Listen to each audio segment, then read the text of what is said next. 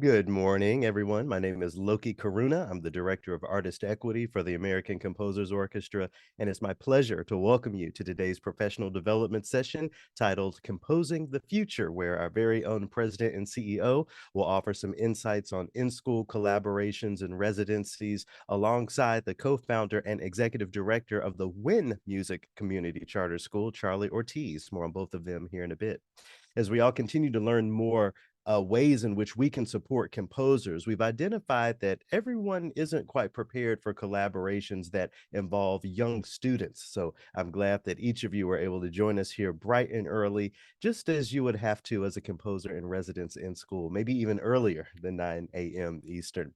Composer Daniel Bernard Romain has lots of experience working with young students in school. So I thought I'd bring a little of his music to the front this morning. We were all just enjoying an excerpt of a work that he called Lacolian Loops, named after bassoonist Lacolian Washington, who was, in fact, my teacher once upon a time. So lots of student, teacher, composer connections there. Today's professional development webinar is part of our broader Earshot initiative, which is the nation's first systemic program for building relationships between orchestras and composers. Through Earshot readings, collaboratory fellowships, consortium commissions, publishing, and professional development webinars like these, Earshot expands the definition of American orchestral music to ensure a vibrant and inclusive future. Earshot is a program of the American Composers Orchestra completed in partnership with the American Composers Forum, the League of American Orchestras, and New Music USA. For more information on Earshot readings, collaboratory, and all of our other Earshot programs, feel free to visit our website, americancomposers.org. I'm sure that you may have many questions or comments that come to mind over the course of this dialogue. So if you wouldn't mind offering those using the Q&A function here on Zoom as we go along, I'll get to as many of those questions as we can. And if you'd like to come onto the screen to ask your question live, feel free to use the hand raise function here on Zoom and keep that digital hand raised. And I'll bring as many of you on the screen as I can and as time allows. I will also be offering a survey in the chat at the conclusion of today's presentation. So if you wouldn't mind clicking that link when it appears and offering your feedback, it will be very much appreciated. And with that, I'd like to introduce you to today's featured speakers. Charles Ortiz joined the founding team of WHIN in late 2015 and was instrumental in writing the final version of the WHIN charter application. Prior to joining the leadership team of WHIN, Charles served as the director of academics at the Harlem Children's Zone for 3 years, where he oversaw the Harlem Children's Children's Zone's after-school elementary, middle, and high school academic programs. Prior to the Harlem Children's Zone, Charles spent 7 years teaching in public and charter schools in Brooklyn, Harlem, and in his hometown of Philadelphia. Reporting directly to the WHIN Board of Directors, Charles is responsible for establishing and maintaining all aspects of WHIN Music Community Charter School. Welcome and good morning, Charlie. How are you? Good morning, Loki. I'm good and super excited to have this conversation with you all this morning. Super excited to have you here. And the construction on the new building on 162nd is progressing day by day. I can see it every morning when I wake up right out of my bedroom window. Very nice. Another couple months, and we'll be able to have you there for a tour. Indeed, I'm looking forward to it. Thanks again for being here. And I'd also like to welcome our president and CEO, Melissa Ngan. Melissa cultivates personal and organizational growth through creative acts and collaborative practices. She has over 15 years of experience in civic practice-based program design, arts administration, diversity, equity, and inclusion practices, professional development, and entrepreneurship in the arts, and as a professional flutist. Melissa was previously founder and CEO of the Chicago-based Fifth House Ensemble and continues her work as an active speaker and educator. Good morning, Melissa. Good morning. And I so loved your introduction because the number of times that I've white knuckled it on the highway to get to an 8:30 a.m. education performance is like many, many, many. So Yes, we're here early at a very mornings are a part appropriate of this work. All right, well, thank you both. I'll let you take it away. time of it. Thank you, Loki. And welcome, Charlie. Thank you so much for being with us this morning. That is quite the bio you have, and actually something that wasn't said. Can you talk about your musical background?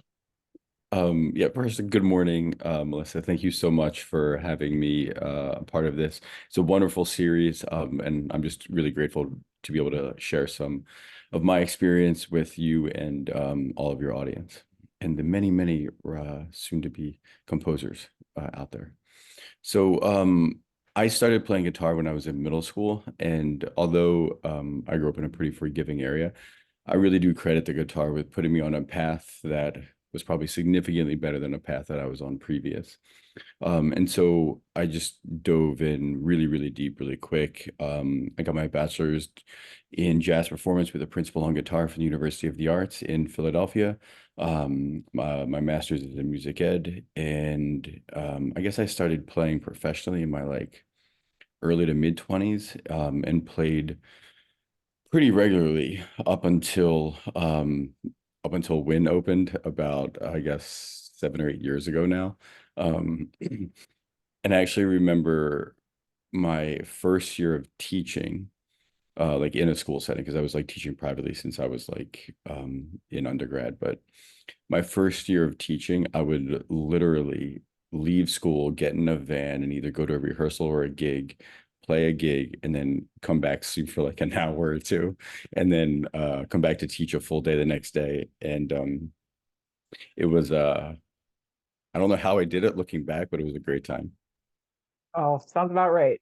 Well, one of the things I love about that is that there's a lot that we're going to hear about the approach that you're bringing to your work at WHIN. And I just wanted everybody to know where you're coming from as you're designing all of that, because it's really extraordinary to see such incredible progress happening through an artistic lens.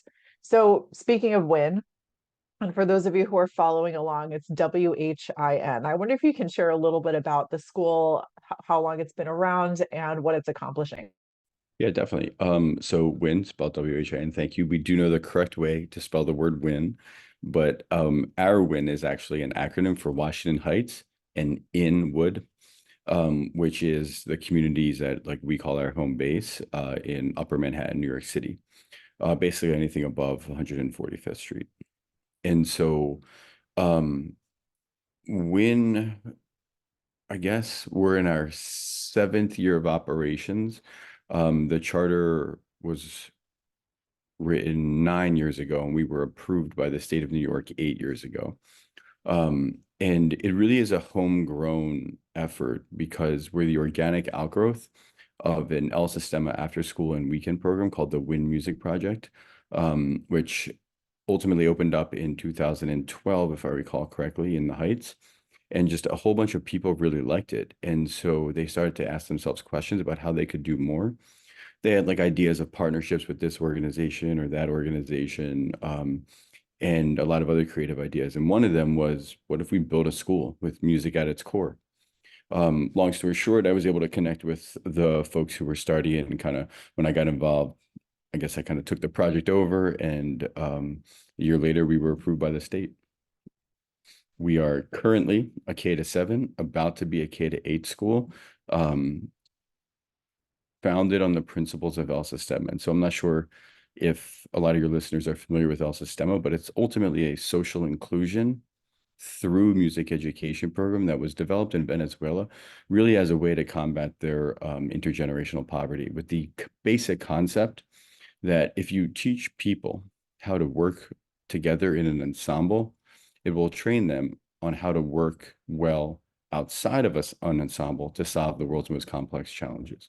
And so we really use that to help our kids understand that, yes, they're learning music, but they're also learning science and math and ELA and all of these other things.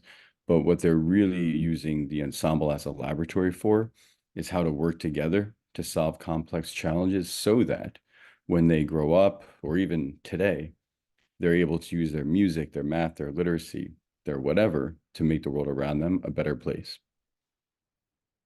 That's beautiful. And what a great founding principle, first and foremost, because I wanted to make sure that people understood both your background and also the genesis of the school.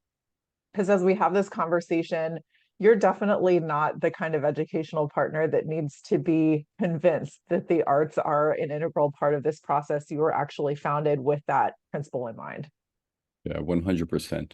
100%. Yeah. And so, as we get into today, those who are attending, we're really focused here on how composers and schools can work together to co-design programming. There's a reason that we're having this conversation with Charlie. Charlie is a musician. Charlie is also an educator. Charlie is running a school. There are many workshops like this that could be run from the perspective of the artist, the composer who has executed on this work. But one of the main mindset shifts that I want to make sure that we're considering is that if we put at the center of our conversation who our partner is, what they're looking to accomplish, what they already have in place, what we can help them to do as artists, that's sometimes a very different approach than what is typical when artists or arts organizations reach out to schools, notice the word that I'm using, to engage with them in terms of programming. So in terms of methodology, and I kind of tongue in cheek just sort of highlighted this, we're not talking about outreach. So outreach is a word that gets used quite a lot. It's a word that's really focused on the idea that we as artists have something that the public does not. So we are going to reach out to you with that thing and everybody will be made better. Process-wise, it also tends to mean that you have a defined menu of things that you bring to that partner and say, I'm going to teach the following class, execute on the following residency, do the following project, and everything's sort of preset in advance. That's kind of a different approach than coming to a partner for a collaboration, which by definition, both of you should not necessarily know fully what you're making together when you enter the room. So Charlie, I'm curious how that brings to you as somebody who is engaged both as a creator of programs and also as someone who has probably been pitched programs and partnerships. I'm curious how that brings to you as a starting point. I mean, it resonates very deeply. And I said, like, my bachelor's is in jazz. So like, to me, I've always just felt comfortable improvising and not necessarily having that defined outcome the way that, you were kind of just speaking of. And I definitely think that in moments like this, that we're trying to do with our artist in residency this year, it helps because it opens up the entire process to really be an organic, developed piece of art for all of the parties involved. And I would have to imagine that that would be a guiding principle or a goal for almost anyone trying to do this work. So although it can be, although it requires something different, I think, from folks, it's a really fun process. And I think if you're working with the right people and you trust people, wonderful, wonderful things can happen. Yeah, I love that. And one of the reasons why outreach exists is because it's easier from the perspective of the artist to have a defined set of things that you repeat over and over. And I'm not saying that that can't be a part of your musical diet, like having an introductory workshop or something that you've done a lot of times. But it is worth noting that when you're doing that, it's not a collaboration in the truest sense. You're basically asking someone to buy into something that you've already created. So then methodology wise, there are a couple other things that I just wanted to bring up as a frame before we get into your process at WHIN. So for those who are listening, it could be that as composers, as artists, you might be thinking the most immediately about direct arts instruction. So that would be teaching somebody to play an instrument, teaching them to compose. So really focusing on the artistic process and artistic skills. I want to distinguish that from arts integration, which is a different way of experiencing music making in a curricular setting. Arts integration really being a process of teaching core curricular subjects, math, science, ELA, at the same time as you are teaching musical skills.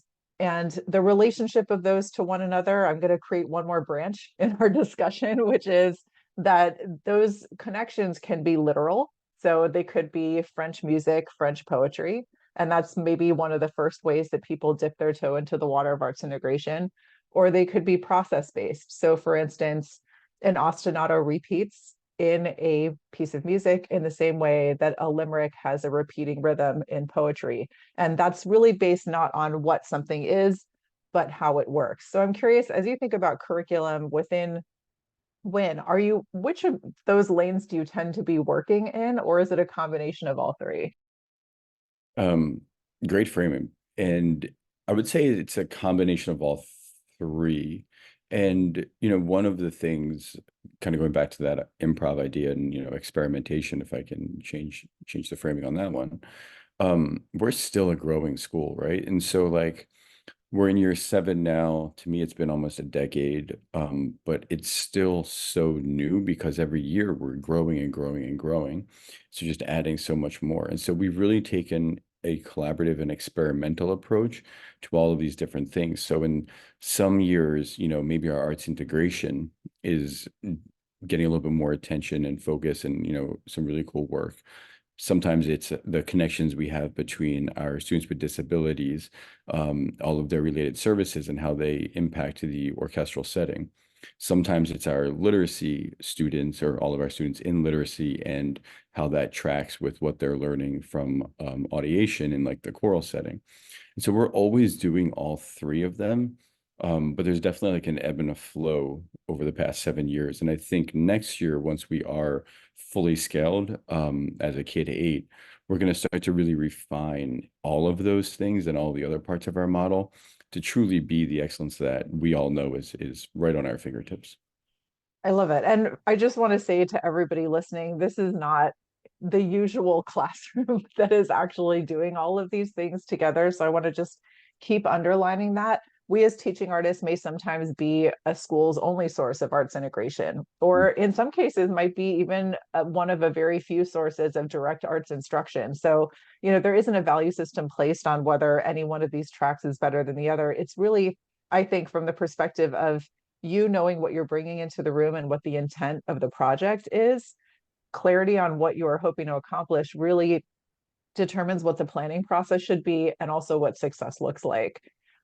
So I'm curious also within that to just unpack and explore a little bit what you've been saying a couple of times, which is to me the center of why this conversation is so important. That question of improvisation, which really is composition in real time, right? What we're talking about here is specifically composers working in relationship with schools, which is really different from having a performer or instrumentalist coming into a school and teaching students to perform on an instrument. It's a different process.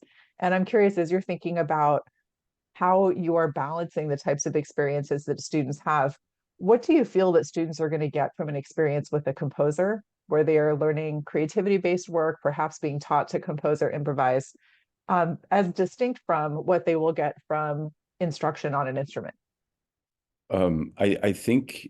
I think it's vast. And then I think part of it is because different children in different like age groups and developmentally appropriate levels will get different things. And so if we think about like, currently kid is seventh graders, ultimately like 5 to 13, give or take, right? And there's a big range there um of what a student or what a person experiences. And so for our artists in residence, our composer in residence, which is DBR Daniel, and loved hearing the track open the session. It's like, oh, this sounds familiar. He's so amazing, not only as a composer and as a violinist, but just as a human being. And I think that's really, really crucial to the project, because if you have just two of those three things, like either you're a great composer, you're a great, player, and you're a great person. If you only have two, it makes it harder, because there's a certain freedom and openness and like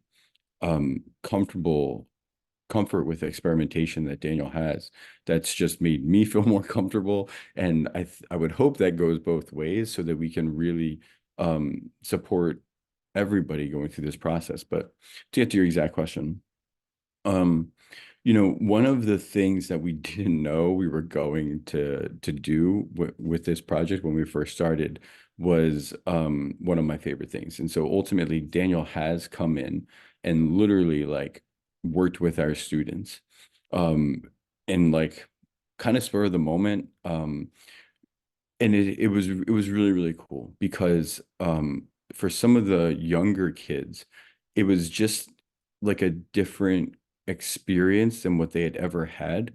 And seeing someone with Daniel's energy and ability working with them directly, I have to imagine had a very empowering impact to them. For some of our older kids, who are like starting to think about like, oh, I want to do this kind of seriously, like I'm committing to this.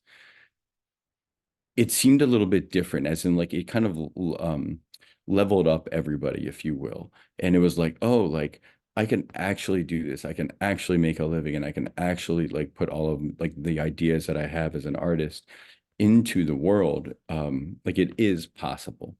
And that to me has been a really, really exciting part of it. And I'm thinking about a couple kids right now that have this year, and I think a big part of because of this project, um, are really digging their feet in, and it's cool to see. That's fantastic. Well, we've been skirting around the edges of talking about this project for a little while now, so let's dig into it fully. Why don't we rewind the clock to before you actually got into a working relationship with Daniel? What was the situation at WHIN at the time? Tell me a little bit about the musical experiences students were already having, and what was sort of making you want to have an artist in residence who was a composer in the first place. So at WHIN, every child receives 2 periods of music every single day. And because we're based off of El Sistema, which is about the ensemble working together, everything is ensemble based, right? And so we don't have general music at all. Everything is ensemble based. So every day a child is in the choir and they're in the orchestra. Now, Monday through Thursday, when children go to the orchestra, they actually get divided into different sectionals. So like the violinist will go with a violin teacher, the violist will go with a viola teacher, and so forth. And so it's very, very focused on the instrument with a small group of children so that they're able to like progress at a really fast rate, but with as little stress as humanly possible as compared to like, let's say, a weekly lesson model. And then on Fridays, when the orchestra meets, they meet as like a class of 27 mixed instrument orchestra. And so if you think about that model, what we really have is high intensity in instrumental ability and audiation because of all of what they're doing with the choir, like literally every single day since their first day of kindergarten, they're really training their musical mind to be able to hear and produce pitch. So one of the things that we always wanted to do was have repertoire that can ultimately meet every child's growing musical needs or like skills and abilities. And this kind of comes from like my old thinking about like the Duke Ellington Orchestra, how he would always write parts for individual people. He wouldn't like arrange based off of like a concept of what he heard in his head or an idea of it. He would arrange based on what he thought the players in his band were most skilled at or could really work together on. And so with so many children, I mean, we have like 400 and some children right now. We're over enrolled. Like repertoire is hard, differentiation is hard. And if we're really trying to push children to be better every single day, getting pieces of music that allow them to each, regardless of where they are, be able to get a little bit better every day is a really big need. We've had years where you know teachers would be arranging and like literally like notating, trying to like just hear like listen to whatever song we were trying to arrange and arrange it for individual players. But as we've grown, the demand has just gotten so high.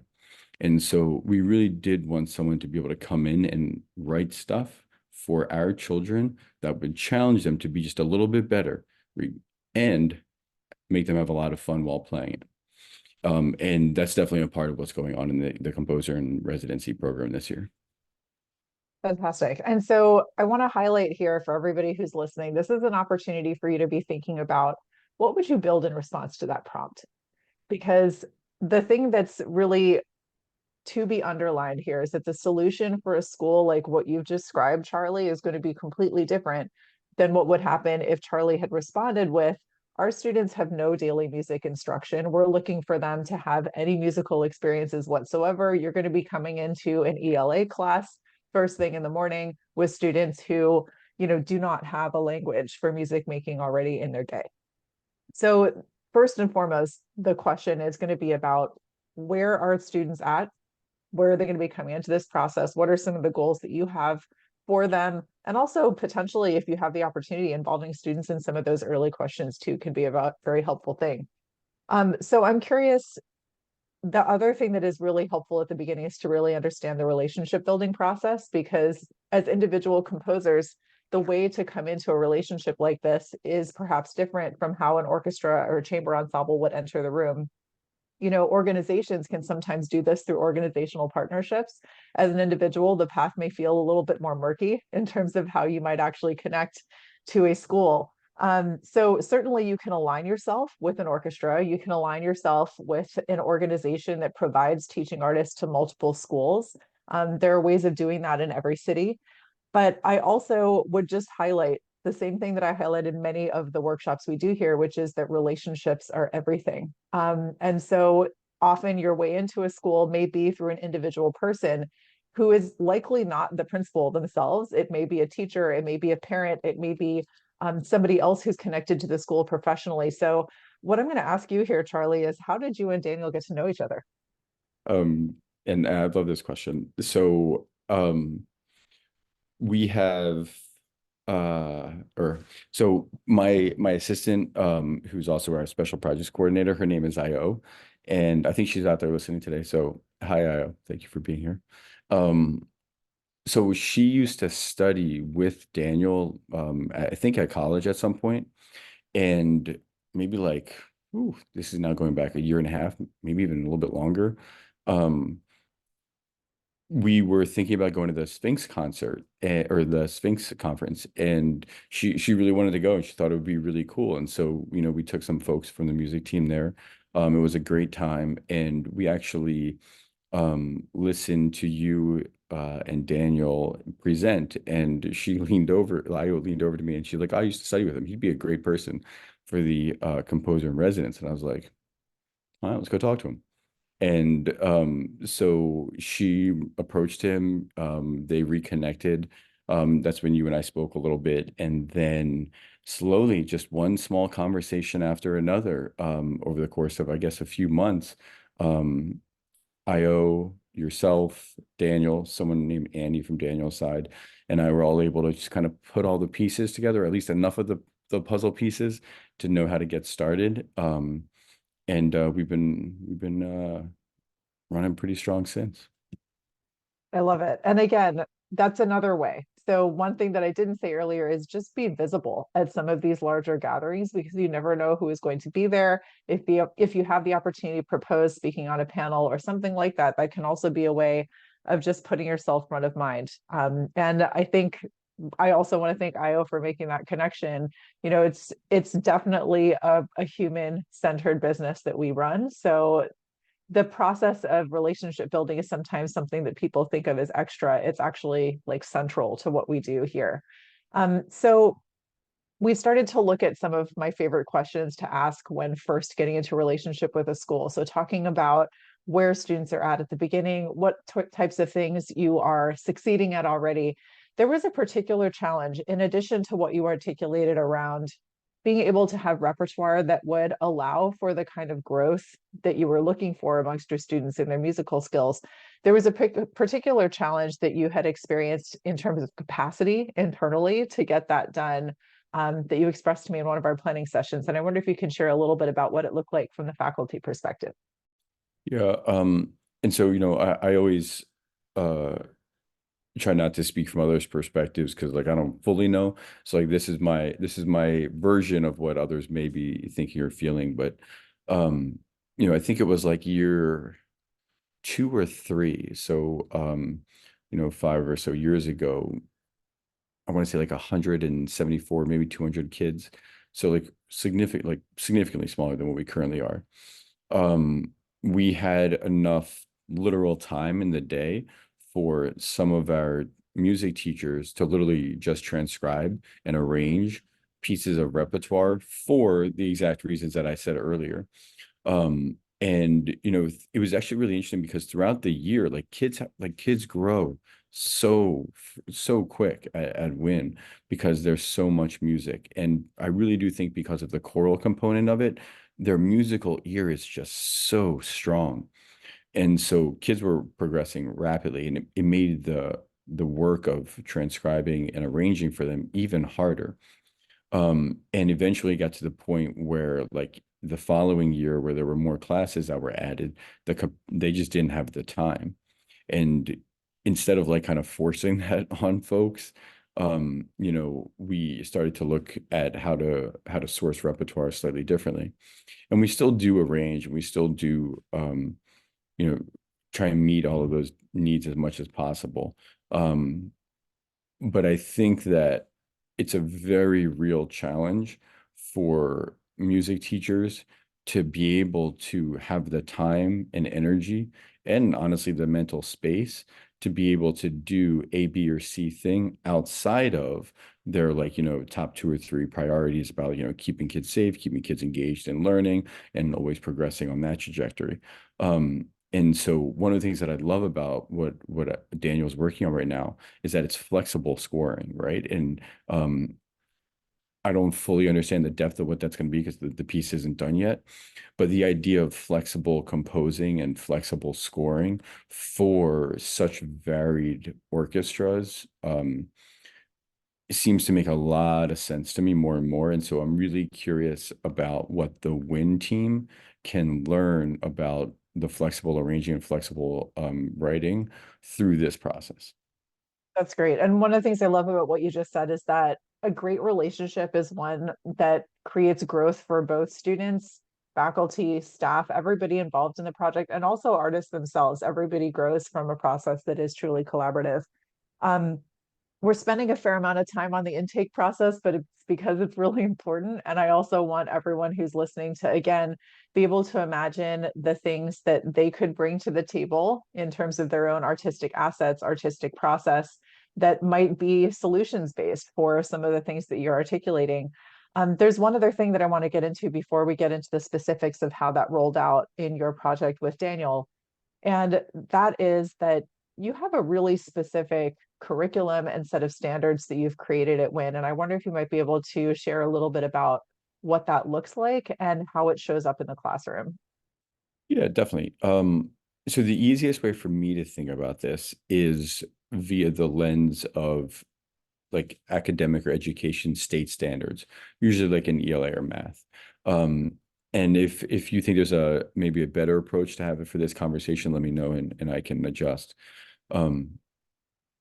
Thank you. so, there's ELA and there's state standards that are like very, very specific for very technical things, right? Like, a child can count from 0 to 10, a child can count from 0 to 50, 0 to 100 at very specific times of a school year for kindergarten, third grade, fifth grade, 10th grade, whatever.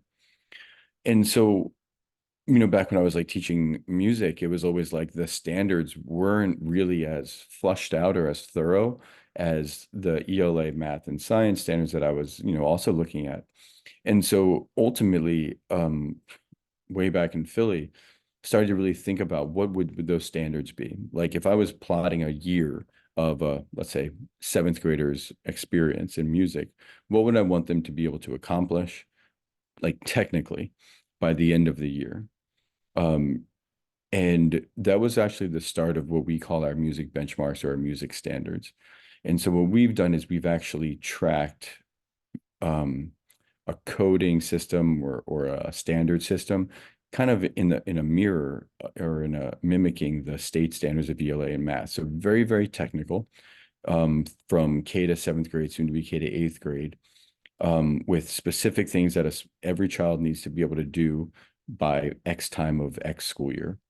And so we use those standards to really focus all of the curriculum. And curriculum really is like the repertoire, right? Because that's what the child is playing to be able to achieve the standards. Some of them are also like, theoretical or, about scales and about different positions and fingerings and all of these other technical things. But really the driver of all of that work is the curriculum or the repertoire, which is why repertoire is so important to us. Also, we strive very, very much to have a fully pan musical style of music making. And so, nothing is off limits. We'll play anything from anyone at any time, and really try and source repertoire for ways that it connects to other things the child is learning or things that they may gravitate towards or the specific musical technical requirements of the piece. So yeah, it's a big thing. And yeah, it's a big thing.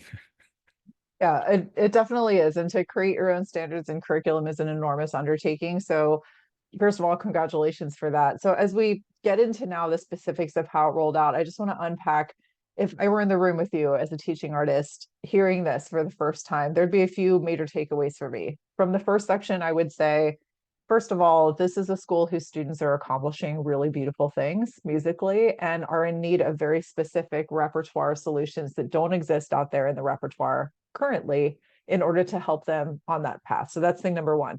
Second thing would be our teachers are very talented and very busy. And for them to create that on their own is not a practical ask, the more deep this work becomes.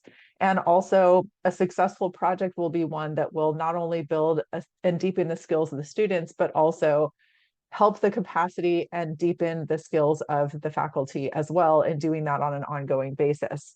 And then the third thing that I'm hearing is we are responsible to a curriculum which is pretty defined. And of course, there's a flexibility around how that gets expressed, but this is something that we're being held responsible to as an institution and within every classroom. So whatever we do needs to fit with and align with those priorities.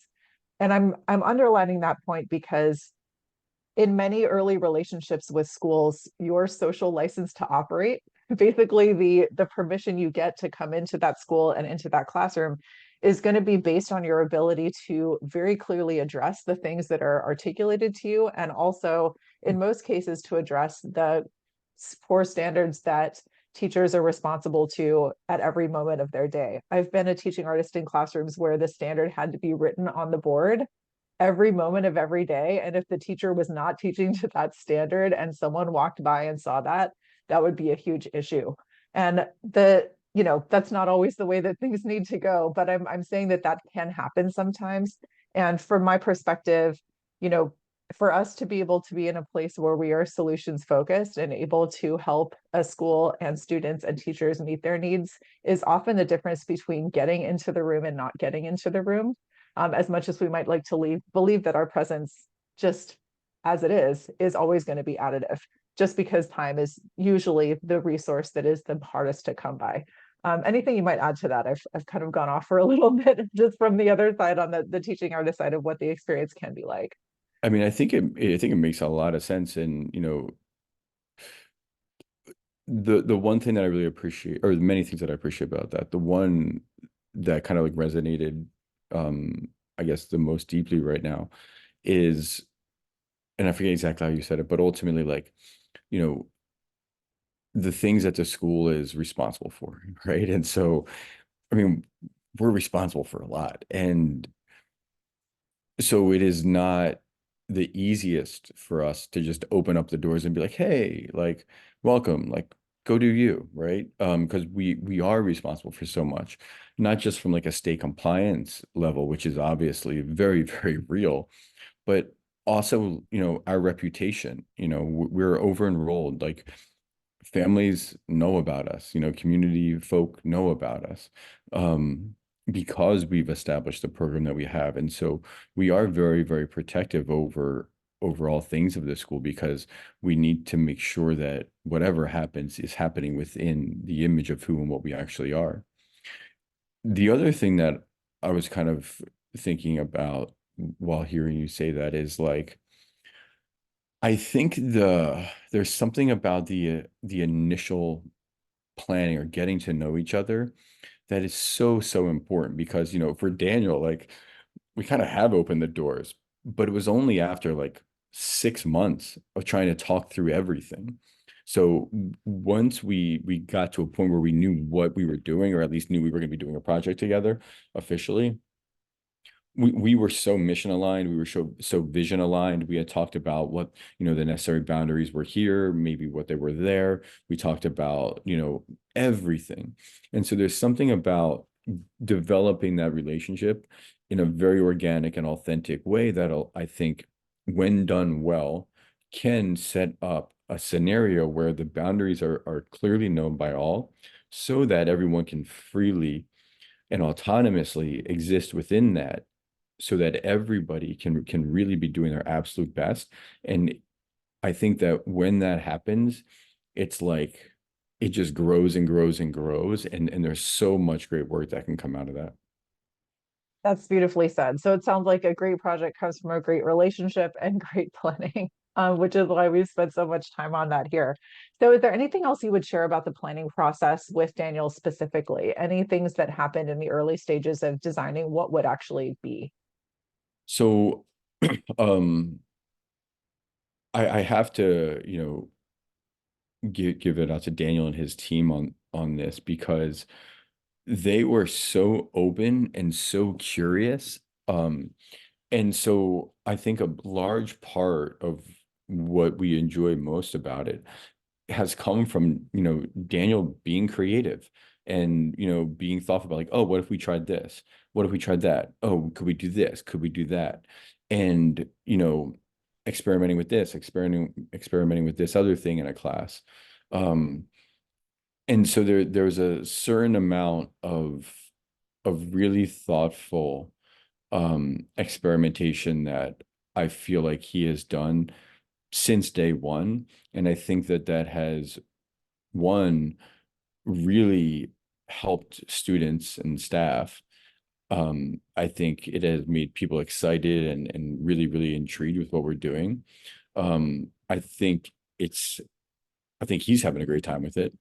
And um, it gives me um,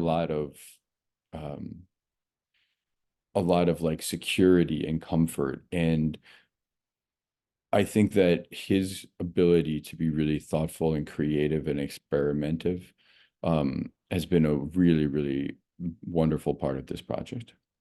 And that ties back to your early comments about improvisation. That improvisation isn't just on your instrument, it's a mindset that you bring to the work. And that flexibility can often be the difference between a successful project and one that's just okay. Yep, So, definitely. can we get now tactically into what this project entailed? How long did it take, or how long is the span of the work?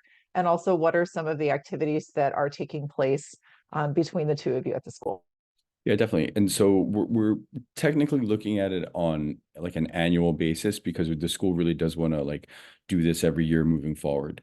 This year's a little bit different for reasons I'll get into in a moment. So I guess we started over the last summer, so maybe like June, July, August. We kind of had everything, like all the planning and all the kind of conceptual stuff kind of figured out. And then Daniel met with staff during like our summer professional development. And I think it was pretty much the music team, which we have like, I guess, a 7 or 8 person music team. And really just started talking about music, our students, and different compositional stuff. I actually think, and I could be wrong, but I think that that conversation is where the flexible scoring idea kind of came about. So school year starts, and I want to say September, October. Daniel came out to the school. He spent a full day with us. He sat in a lot of classrooms, so a lot of rehearsals, orchestral and choral. He in at least a few different classes, worked directly with students, literally just like kind of on the fly. And I think the first time it started, he was listening to, I think it was a kindergarten class, if I recall correctly. They were doing some vocal thing, and he like literally heard something, and I think he honestly didn't remember he was like in a school. I think he just thought he was in a rehearsal. So he tried this thing, and he was like, "Oh," and I was like, "Go for it." And it turned into like a really cool uh piece with these kids. And then as the rest of the day unfolded, that process got refined more and more in different classrooms. Met with teachers, and the goal of meeting with teachers at, I believe at that time, and there might have been a Zoom session after that, was to understand who we are, as humans and as musicians. Our first core value is we are all musicians, and through music we can change the world. And so it was really about arming Daniel with the information about, like, technically, musically, what can we do? And then also like philosophically and spiritually and whatnot, who we are as a community. And from that, he started to write an original composition for the school, for the community. And throughout the rest of this academic year, which ends in, I guess, June, he's going to come to the school once or twice. Again, I think there was another Zoom session like within the past month or something with teachers. He's writing a piece. He's already delivered some of it. No spoilers though. And generally every year we would end the school year with the premiere of this work, but because we're literally opening up a brand new $44 million construction, like a new building, over the summer, we decided to have the premiere of this be in the new theater, in our new home, in our first concert in October. So this project spans a little bit more than a year. And so then he's going to come out, he's going to work with our students again, and he's going to conduct it and premiere it for the world. And then we'll all celebrate the amazing composition and all the work that has gotten to it in a brand new I building. love this. I love this. So you've described activities with students, so workshops and rehearsals. You've described sessions with staff, and you've also described a commission and a performance that will culminate the experience. One thing that I just want to underline for composers who might be writing music in the context of residencies like this, you may be finding yourself in a situation where part of what you need to do as part of that process is to engage with students or adults or community members in drawing material for the piece that you're writing. And one thing that I would encourage you is to always check and make sure that the activity that you are creating for and with the public, whether it's in a school setting or in a community setting, is actually designed to be meaningful for the participants in addition to giving you what you need for your piece. So that's just something to consider. And it looks like Daniel did a beautiful job of that, that the entirety of how this piece is being written is to be helpful towards the goals of the students. And every experience that he created with you, there was something that people were taking away from that just in the experience itself, let alone what is going to come through in terms of the piece. And I also want to encourage those of you who are attending to be thinking about any questions you may have. You're welcome to add that into the Q&A window in writing, and we'll go ahead and answer them, or raise your hand and we'll answer live on screen if you wish. I want to get now into how you define success and how you're measuring success. So within the context of a project like this one, what are some of the ways that you're thinking about evaluation? It's a great question. It's a great question. So I think about it in a lot of different ways. The first way, there's really not like a hierarchy or like an importance. Like all these are important things. But I guess what's most kind of front of mind to me with this is that we're using this year and this experience with Daniel to learn how to do the thing. And so to some degree, you could think of it as a pilot. Although I think in scope, it's a little bit more, but regardless. So to me, a very, very clear metric of success will be, once it's done, has the WHIN team learned what it requires of us to really do an annual residency for a composer? And I think that we're well along that path, because I think if we can do it well, as defined by learning from it, celebrating the things that go really, really well, and learning from the challenges that may arise, it arms us with the ability to do it year over year, which is something I really, really want to do. So that would be number one.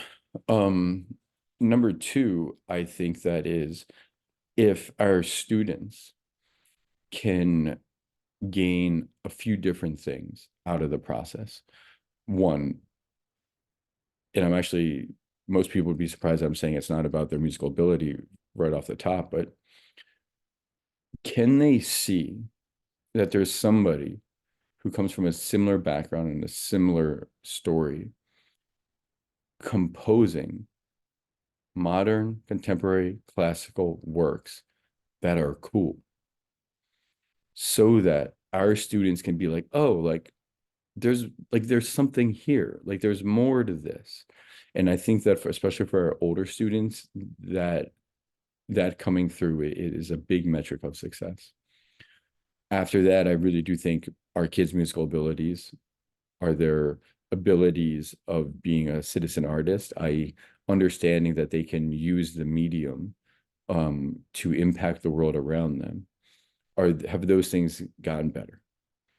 And then I think, another thing that I really, really like is that we're going to have our first ever WHIN composition.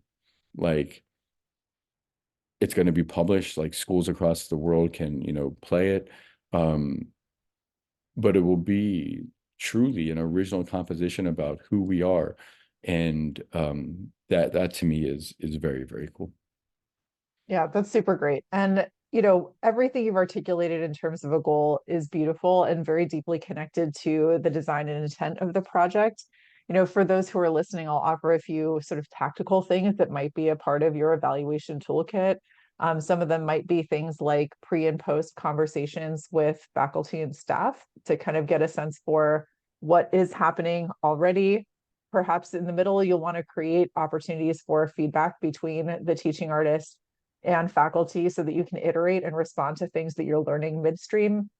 And then, a lot of times people do a wrap up immediately after a project is done. I like to actually come back 6 months later because I'm very curious to understand what are some of the long-term impacts that might not be felt or seen immediately after a project. But for instance, one of the things that I've heard in past projects is the students who participated in this program were much more likely to volunteer to be a part of public-facing events in the future, were much more likely to complete projects, had greater attendance than others. There are things that sometimes don't show up until after the fact. And I'll also say pre and post examples of student writing. And one of my other favorite things to talk about, especially with composers, especially with improvisation-based work, is the idea of an activity as an assessment itself. So if you were to create a ritual at the start of every class that is a creativity-based ritual that encourages improvisation and might be something where the prompt might scaffold, like the prompt might be slightly different or might be something that students can help you devise each time. Maybe it grows in complexity. What you can start to look at and evaluate and take notes on is how are students participating in that activity differently over the course of that residency as it progresses. What are you seeing in terms of their output? So there are a few things that I would add to the puzzle, and I have to gratefully acknowledge some folks who have done this work super, super well. So if you're interested in learning more about that evaluation piece, supporting Charlie, what you said about the El Sistema process and what ensemble-based programs can do for a young student. There's been really wonderful work done between Wolf Brown and Play on Philly on the idea that a similar, in the way that WHIN was started, after school-based string program can impact executive functioning skills. I think in the way that I've heard them speak about this research, it's not just making the students smarter or happier. That's not really the goal that they observed. They observed executive functioning, like the ability to work towards a goal sequentially over time, develop the skill set around that kind of achievement. That's something that translates into every academic and professional area. And the other thing that is helpful to note is another study that was done with Loyola University and Fifth House Ensemble, where we were looking at creativity-based work specifically and noting that the accomplishments were in mindfulness, agency, empowerment, collective decision-making, and creativity. And as we looked at creativity, it was not just creativity in terms of making art, but creativity in terms of imagining something that is not yet real and making it so, which is kind of a powerful thing to have. So it sounds like when you're getting a combination of all of those, which is an incredibly powerful skill set for both personal and academic growth. It looks like we've got a hand raised here, so we're inviting Carol to the screen to ask her question. Hello, Carol. And feel free to unmute if you can. You're with us on screen. There we go. Oh, okay, fine, thank you. And was there a question that you wanted to ask? No, not yet, but I might later. Thank you. Okay, wonderful. Well, thank you so much for joining us this morning. We really appreciate it. And we have just a few minutes left here, so I'm curious if anyone has any questions. You're most welcome to add them to the Q&A. And Charlie, while we wait for any of that, anything else that you might add as we're nearing the end of our time? My gratitude to you and all of the folks who are spending the morning with us. I mean, what ACO is doing is just flat out wonderful. And really spending the time and energy to develop citizen artists and, you know, folks who are taking this work to do so much new and cool things. I don't know of anyone else like ACO out there doing it. So big thank you to you, to Loki, to Jordan, to everybody on the team. It's been wonderful to get to know you, all of you and your work. And it's just downright inspiring. So thank you for that. Well, thank you for doing what you're doing as well. We had one question that I just answered, which is, please tell us Daniel's last name again. So it's Daniel Bernard Romaine. He is an incredible artist, improviser, citizen musician, just some of the best that you could ever hope for in every context. So we're very glad to be connected to him and glad that WHIN is connected too. So Charlie, thank you so much for today. And Loki, welcome back. Thank you. Yes, thank you for that really incredible conversation. I really enjoyed remembering what it's like back. I was thinking back to my music ed days back in college, so it's great to put that hat back on. So thanks again for joining us this morning, and thanks to each and every one of you for listening in today on this final professional development webinar of the 2023-2024 season. I welcome your feedback on today's session, so please use the link that I provided in the chat to complete that short survey. One note that I'd like to highlight is that within the survey, you can actually suggest webinar topics for next season. So if there's something in particular you'd like to see the ACO team and our partners dive into, please offer your ideas as we begin planning for next season. Another huge thanks to our earshot partners, the American Composers Forum, New Music USA, and the League of American Orchestras. Lots of gratitude from me to all of the staff and board of ACO. It takes a village to support composers. composers. And special thanks to our Earshot funders, the Altman Foundation, Elizabeth and Justice Schlichting, the Mellon Foundation, the Sphinx Venture Fund, TD Charitable, the Fromm Foundation, the Ford Good Neighbor Committee, the Aaron Copeland Fund for Music, the Alice M. Ditson Fund of Columbia University, the League of American Orchestras with support from the Virginia B. Toolman Foundation, the New York Department of Cultural Affairs in partnership with the City Council, and the National Endowment for the Arts. I hope each of you has a great day and a great rest of your week. And thanks once again for joining us for this webinar and for this webinar series. Until next time.